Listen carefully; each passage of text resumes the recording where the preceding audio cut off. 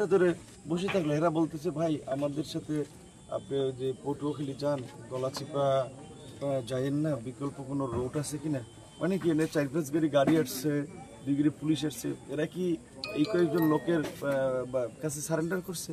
এই প্রশাসন নির্বাচন করবে কেমনে নির্বাচনের সময়? এখন আমার এলাকা ছিল আমি কি পটুয়াখালী যাব? তো আমি আপনার এটা এইখানে আমার যারা উপস্থিত এগোরে সাক্ষী রেখেই, যেহেতু আপনাদের পুলিশ প্রশাসন ব্যর্থ হচ্ছে, তারা সন্ত্রাসীদের কাছে সারেন্ডার করতেছে, আর্মি আমরা মুভ করতেছি, যা হয় আল্লাহ ভরসা। তারা রাস্তায় আছে, আমরা জানি তাদের প্রতিবেশীদের রামদাও আছে, অস্ত্র আছে, আর্মিও কোনো ভূমিকা নেয় নাই, পুলিশও কোনো ভূমিকা নেয় নাই, বরঞ্চ তারা কিচ্ছু করে নেই, তারা এসে বসে রয়েছে এখানে। তো তাহলে আমাদের এই রাত্র 2টা পর্যন্ত বসাই রাখছে, তাহলে তারা আসছেই বা কেন? তারা যদি এখানে এইটুকু মানে সারেন্ডার করে এইটুকুতে, এই প্রশাসন কেমন ল অ্যান্ড অর্ডার ঠিক করবে?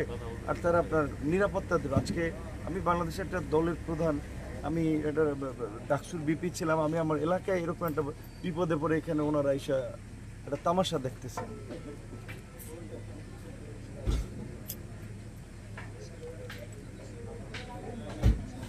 ভাই ওনারা একটা অ্যাকশন নিছে, আমরা তো এখানে অবরুদ্ধ, আমরা এখানে আটক। ধরেন ওনারা এখানে যারা আমাদের পথরোধ করে গাছ, একটা লোককে অ্যারেস্ট করে নেই, একটা লোক তো অ্যারেস্ট করে নেই, একটা লোককে 2টা লাঠি চার্জ করে নেই, তাহলে এরা রাস্তার মাঝে তো আটক করে রয়েছে রামদা মামদালে লাঠি ছুটা নিয়ে, পুলিশ কিছু করবে না?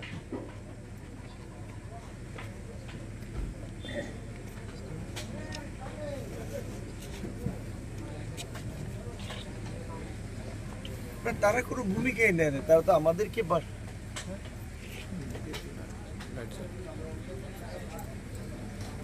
ঠিক আছে আপনারা নিরাপত্তা তো দিতে না পারলে আর কি করার? তাহলে আমাদের ঝুঁকি নিয়েই মরা বাসা আমাদের, আর কি আম পাবলিক আমরাই আমাদের নিরাপত্তা নিশ্চিত করার জন্য।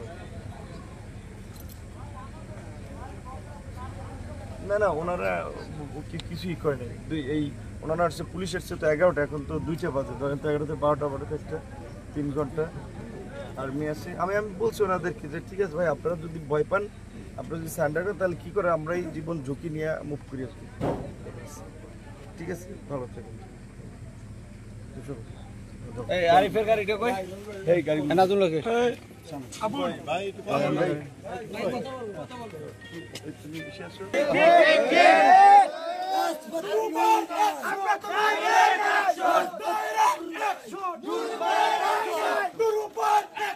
ডাইরেক্ট অ্যাকশন, ডাইরেক্ট অ্যাকশন, হবে ময়দানে।